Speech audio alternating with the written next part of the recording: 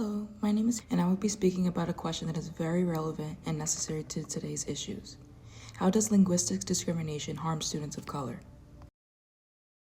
My analysis is based on Jamila Lissacott's TEDx talk, Why English Class is Silencing Students of Color.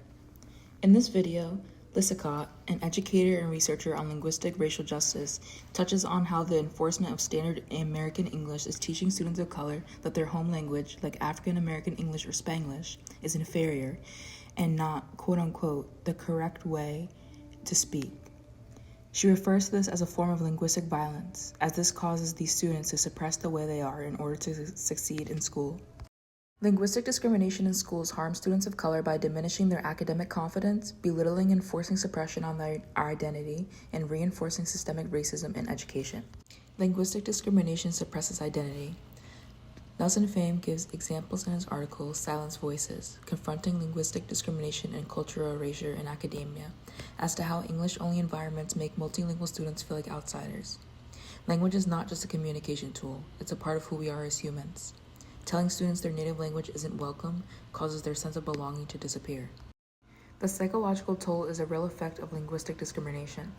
According to the BBC article, The Pervasive Problem of Linguistic Racism, students who speak with accents or non-standard American English often face microaggressions, being unfairly judged as not intelligent or less capable than others.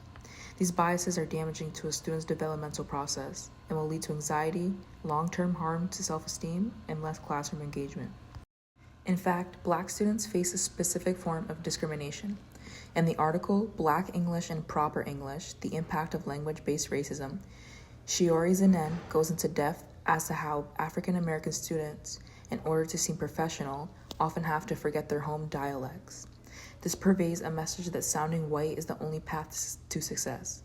It's a large example of systemic racism deeply embedded in our language norms. Going forward, some may argue that in order to be prepared for the real world, students must be taught standard English. Yes, it is definitely important for students to be able to steer through different environments in life. But the problem arises when standard English is the only language or dialect that is seen as legitimate.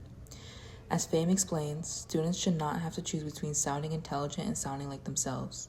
School should be an environment that exemplifies inclusion, not assimilation. So, you may ask, what can we do to combat linguistic discrimination? We can start with educators and make sure they understand that language is identity. Schools should inhabit policies that openly welcome home languages and dialects in the classroom.